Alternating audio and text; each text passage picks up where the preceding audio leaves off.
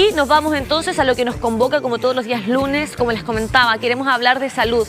En esta oportunidad vamos a hablar de la adolescencia, de la sexualidad y qué tan importante es poder desde pequeños, ¿cierto?, hacerlos reconocer y comprender esta temática. Está con nosotros Constanza Estuardo, matrona CEFAMS O'Higgins Concepción. Bienvenida, Constanza, tocaya, qué gusto que puedas estar acompañándonos este día lunes para hablar de un tema que nos parece crucial.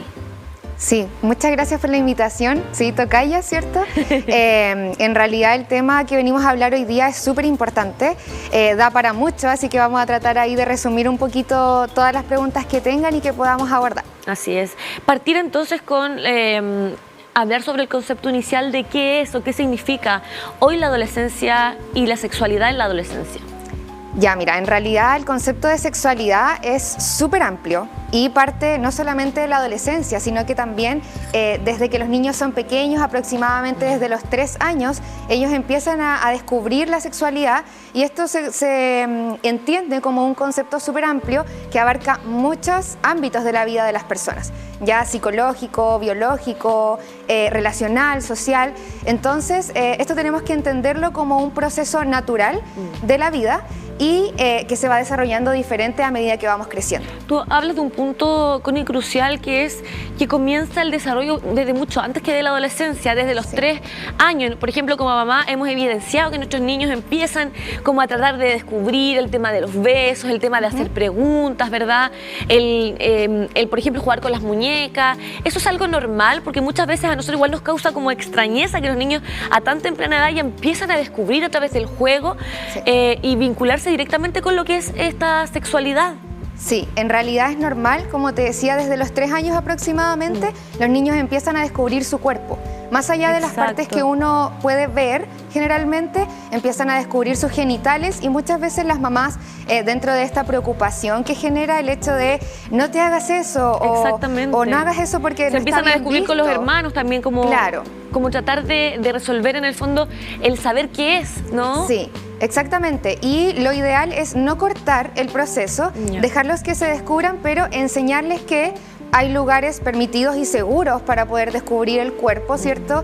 Y hay lugares públicos que no está bien visto que eso se haga. Pero lo importante es no tildarlo como algo malo o algo perjudicial porque les van a tomar una especie de rechazo o de vergüenza a su propio cuerpo, que eso nos va a permitir el desarrollo correcto a medida que ellos vayan creciendo y poder evitar posiblemente algún tipo de abuso o algo porque van a tener la confianza con sus padres o sus cuidadores primarios de poder hablar de estas cosas con ellos. ¿Hasta qué punto es normal, por ejemplo, Constanza, que los niños hablen o desarrollen estos temas? Porque, por ejemplo, una pequeña el otro día en el colegio hizo un dibujo que mostraba los genitales y obviamente el colegio se preocupó, no entendía, pero es normal que ellos también, por ejemplo, puedan dibujar o expresar temas como este a través, por ejemplo, de la pintura o como bien yo te comentaba, a través de juegos. ¿Cuándo es normal o cuándo quizás hay que pensar en preocuparse? En ocasiones hay comportamientos que están como hipersexualizados, que se habla cuando el comportamiento sexual es muy evidente, es repetitivo, es constante en varios escenarios de la actividad del niño. Entonces, si el niño o la niña llegan a poder dibujar este tipo de cosas y acompañado de otras cosas, es obvio que en el colegio les llame la atención. Y es importante que nosotros también le demos la atención. ¿Por qué está dibujando esto que tal vez no debería tener tanta importancia en su actividad de dibujo, en su actividad recreativa, por así decirlo? Entonces, es normal, pero siempre hay que prestar atención hasta que el comportamiento se vuelva repetitivo o excesivo. Ok. Lo que te quería preguntar también es qué tan necesario es que la familia esté muy interiorizada o muy conectada también con esta realidad que comienzan a vivir nuestros pequeños desde esta temprana edad, para que sí, en el minuto en que comienza esta etapa de la adolescencia, no sea tan complejo el poder explicarles o el poder hacerlos vivir un buen proceso sexual. Sí, la verdad es que es importante que las familias hablen de las cosas como son, ya se nombren los genitales como se llaman realmente, no ponerle sobrenombres, ya sobre todo al área genital, porque eso nos puede conducir de nuevo a poder encubrir una especie de abuso. en el futuro, porque no todos le dicen del mismo sobrenombre a los genitales. Entonces, si tenemos un sobrenombre específico, puede ser que alguien más no le entienda en el futuro, ¿ya? Y lo otro es importante poder cuidar la sexualidad de nuestros niños cuando son chiquititos, por ejemplo, en el hecho de quién los muda, quién los acompaña al baño, para dejar esas tareas exclusivamente a los padres o a los cuidadores primarios. Exactamente. Ahora, ¿en qué consiste el desarrollo físico en esta etapa? Si pudiésemos comentarlo, a diferencia de los hombres, las mujeres, son cosas distintas las que se van desarrollando, y cómo poder también ir conversándole a los padres, las personas que ya nos están viendo, para tener ojo también con ese crecimiento, con esa evolución física. Sí, en realidad son procesos parecidos, ya entre hombres y mujeres, pero hay cosas que obviamente se diferencian. En primera instancia empiezan los desarrollos de caracteres secundarios de a poquito. Es normal, por ejemplo, me ha tocado varias veces en el CESFAM o en la atención de la consulta, que llegan mamás con sus hijas porque son muy chiquititas, de 8 años, y me dicen, no, es que está teniendo desarrollo de botón mamario, por ejemplo, o ya tiene vello púbico. Entonces eso hay que saber que es normal desde los casi 9 años. Nosotros podríamos establecer como normal ese tiempo. Si pasa antes, lo ideal es llevarla al especialista, ¿cierto? Ya sea matrona en el servicio público, o ginecólogo, o atención particular también de matrona, y poder evaluarlo con exámenes, ¿ya? Pero ¿qué es lo que empezamos nosotros a notar dentro de este desarrollo puberal o previo a la adolescencia? Es la aparición de botón mamario en las niñas, el olor axilar, la aparición de vello púbico y la aparición de vello axilar también. Estos son como lo más característico. En el cuanto a los niños, también el olor corporal, la aparición de vello púbico y axilar, el cambio de la voz un poco, y el saco escrotal, perdón, también se hace como más pigmentado, más grande, ¿ya? Esos son como los cambios primarios. A los que hay que prestarle atención, por supuesto. Exactamente. Ahora, ¿cómo poder preparar a nuestros hijos para que ellos comprendan estos cambios que se van generando en su cuerpo y que no lo vean como algo difícil, algo complejo? También a veces están sujetos a que los molesten, ¿verdad? Es bien sensible el tema, entonces ¿cómo prepararlos de a poco? Es bueno empezar a conversar esto anteriormente a que vaya ocurriendo. Ya estamos en una edad en que probablemente va a empezar a ocurrir esto, o ¿cómo se aborda? Mira, en realidad es importante abordarlos desde que son chiquititos. Como te explicaba adelante, desde los 3 años ellos empiezan su desarrollo, sus ganas de descubrir su propio cuerpo.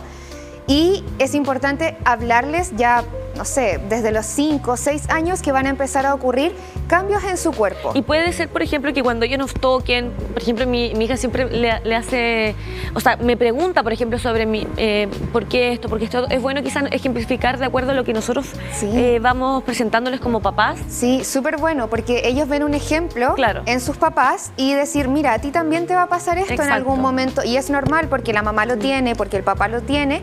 Entonces no hay que asustarse, eso es algo normal, y eso es parte también de lo que nosotros planteamos como educación sexual integral desde la primera infancia, ya desde que los niños son chiquititos. Que no nos dé vergüenza hablar de estos temas. Claro, todo y lo contrario. También educarlos para que no molesten a otros, eso es súper importante, porque cuando llegamos a los 7, 8, 9 años y recién les empezamos a hablar de esto, y hay mucha gente que se escandaliza también porque es un tema sensible, ¿se entiende? Los niños lo ven como algo extraño, como algo que les da vergüenza. Entonces, si nosotros lo abordamos desde la naturalidad del cuerpo, como debe ser, ellos van a tener como más integrado el concepto de que se van a desarrollar en algún momento. Se van a sentir más seguros también enfrentando una etapa como esta. ¿Podríamos también analizar sobre las etapas del desarrollo sexual? Ya, el desarrollo sexual inicia desde la primera infancia, 3 años para ser específica. Esto puede variar igual, o sea, si tenemos un niño o una niña que tiene 2 años y ya empezó a descubrir su cuerpo, la verdad es que obviamente siempre hay excepciones a la regla, pero siempre tener la precaución, ¿cierto?, de que no sea excesivo. Y esa es el primer desarrollo, el descubrimiento, ¿ya? Existe entonces primero la adolescencia temprana, que ¿en qué edad podría más o menos fluctuar? La adolescencia temprana... ¿Entre los 11 y 13 años más o menos? Sí, más o menos, entre 11 y 13 años, porque antes de eso viene la pubertad, que es cuando comienzan los desarrollos de los caracteres sexuales secundarios. Perfecto. Luego está la media, que vendría siendo entre los 14 y 17. Sí, para finalizar con la madura, ¿cierto?, que es donde concretamos, entre comillas, todo el desarrollo pleno de la sexualidad. Entre los 17 y 21 años. Más o menos. ¿Qué pasa cuando todo lo contrario, nuestros hijos empiezan quizás el desarrollo mucho más tarde? y ven que todavía no se les pone el sostencito, ¿verdad? Sí. No les llega la menstruación. ¿Cómo prepararlos también para que tengan la paciencia de esa espera? Porque los niños, sus compañeros quizás probablemente van a evolucionar o van a desarrollarse antes. Entonces, ¿cómo también se genera esa conversación de la paciencia, de que en cualquier momento en el fondo van a pasar por ese proceso? Claro. Desde siempre hay que explicarles a los niños, sobre todo, que todos somos diferentes, ¿ya? Y hay un ejemplo súper claro de lo que es, por ejemplo, el color de los ojos. Tú tienes esta forma de los ojos o este color de los ojos, claro. Yo tengo otra, y así pasa para todo el cuerpo. Entonces, pasa mucho también, sobre todo en las niñas, que ven que todas sus compañeras del ciclo ya han tenido su primer periodo, que se llama menarquia, o han usado el tema de sostén, ¿cierto? Y ellas no, entonces se preguntan y le preguntan a la mamá, ¿pero por qué a mí no me pasa? Y suele también pasar que se molestan entre ellas de, oye, tú eres plana o tú no tienes esto que yo tengo. Entonces ahí tratar de conversar con ella de que en realidad su momento va a llegar cuando su cuerpo esté preparado para que eso llegue y que su mente también lo esté. Claro. ¿Qué especialista es el que directamente debe ayudar en este proceso? ¿Y a qué edad sería recomendable que vayamos a consultar junto con él o junto con ella y junto con nuestros hijos o hijas? Ya, en realidad lo ideal es, se habla de la primera menstruación, en el caso de las niñas que lleven al especialista, pero como tenemos hartos casos de pubertad precoz, que empieza antes de los 9 años, van mucho antes cuando se desarrollan los caracteres sexuales secundarios, este tema del botón mamario o el vello púbico, entonces ahí sería correcto llevarla. ¿A quién? En el servicio público estamos nosotras las matronas, que en realidad estamos capacitadas para educar en todo el ciclo vital y ya sea con o sin primera menstruación en el caso de las niñas, y también puede ser al ginecólogo. Pero la mayoría de la gente, ¿cierto?, puede acudir a la matrona sin ningún problema, no importa que sea muy chica, porque las personas generalmente tienden a pensar que las matronas ven como el tema del embarazo, claro, o el tema de la reproducción propiamente tal, pero también estamos capacitadas para poder abordar este tema y hacemos una educación bastante extensa con respecto a los cambios que van a ir ocurriendo y abordamos todos estos temas. De sexualidad propiamente tal, ¿desde qué edad es bueno quizás comentarles sobre los anticonceptivos, verdad? Y sobre todas esas cosas que hacen que ellos también puedan estar preparados para tener un encuentro sexual. Sabemos que desde también temprana edad está esta posibilidad de que los niños puedan desarrollarse en este ítem. Entonces, ¿desde qué momento es necesaria esa conversación? Mira, en realidad, cuando las mamás generalmente o los papás o los cuidadores conocen a sus hijos y notan cuando están prontos a. Generalmente se da desde los 10 años esta conversación. ¿Por qué? Porque antes el inicio de la actividad sexual se daba como a los 15, 16 o más tarde incluso. Pero ahora lo que vemos nosotros en la realidad, en la práctica, es que inicia a los 12. Entonces son bastante chicos y están explorando este mundo de la sexualidad, entonces conviene hablar de esto tempranamente, antes de que nosotros veamos este desarrollo o este interés por querer descubrirlo. Es normal que vayan a descubrirlo y como consejo para los papás, los profesores, lo peor que podemos hacer es tratar de ocultarlo. Porque si no, solo lo van a descubrir y sin lo necesario para que estén preparados para eso, ¿no? Exacto. Entonces hay personas o cuidadores, profesores, colegios que no permiten el hecho del desarrollo porque o no les gustan las charlas de educación sexual porque dicen que instan al niño o a la niña a iniciar su actividad sexual. Y hay que dejar en claro que la educación sexual no es solamente instar al niño o a la niña a iniciarse, sino que a conocer su cuerpo, a respetar sus decisiones y su corporalidad. Esto va a ser la clave para prevenir los abusos o para prevenir algún tipo de embarazo adolescente o infecciones de transmisión sexual que actualmente están al alza. Sí, ¿se ve preocupante el escenario con respecto a ese tema? A la infección de transmisión sexual, sí, la verdad es que la sífilis actualmente está ocupando el segundo lugar en mayor cantidad de infección de transmisión sexual. ¿Y tiene que ver justamente por la poca educación? Sí, justamente, porque no se educan los niños o cuando hemos intentado ir a algunos colegios, a los papás no les gusta o los sacan de la charla, entonces es ahí donde tenemos el problema porque llega la información segregada, entonces llega a algunas personas, llega a algunos niños y yo creo que también es importante poder educar a los papás en esto. Recibir entonces una buena educación sexual oportuna se hace crucial, sobre todo tener conversaciones como esta para que también preparemos a los padres porque tampoco están preparados. tampoco no. saben. Claro. Entonces, qué bueno que existan justamente estas conversaciones para que ellos también puedan tomar, ¿verdad?, las riendas de este proceso que muchas veces es complejo si es que no se toma de la mejor manera. Sí, también se vale que los papás pidan ayuda. Porque siempre dicen, o sea, a nadie le enseñan a ser papá y menos a No hay tratar un estos manual temas, claro. de cómo enfrentar todas estas cosas. Sí, entonces es importante que ellos pidan ayuda, que puedan ir a la matrona, que puedan acercarse a nosotros y decir, mira, no sé cómo hablar esto con mi hijo, con mi hija, ¿qué hago? Ya, para eso estamos nosotros, para orientarlos, para educarlos, y si van con los niños, mucho mejor.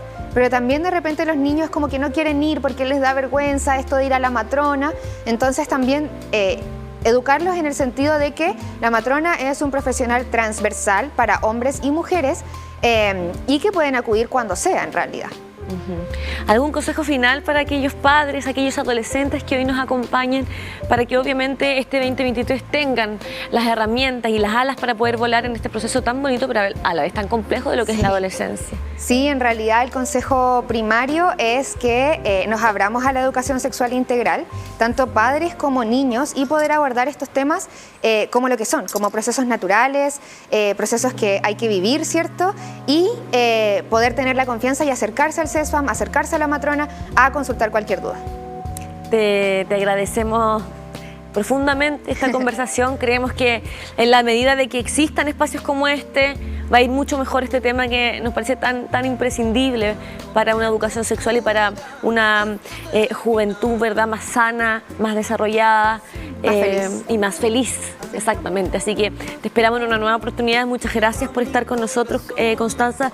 Un gran saludo a toda la gente que conforma el CESFAM O'Higgins Concepción. Muchas gracias. Y siempre agradecer la labor tan ardua y tan bonita que realizan en este caso con los adolescentes y con sus padres para toda esta preparación. Muchas gracias. Cuando quieran vamos a estar aquí de nuevo.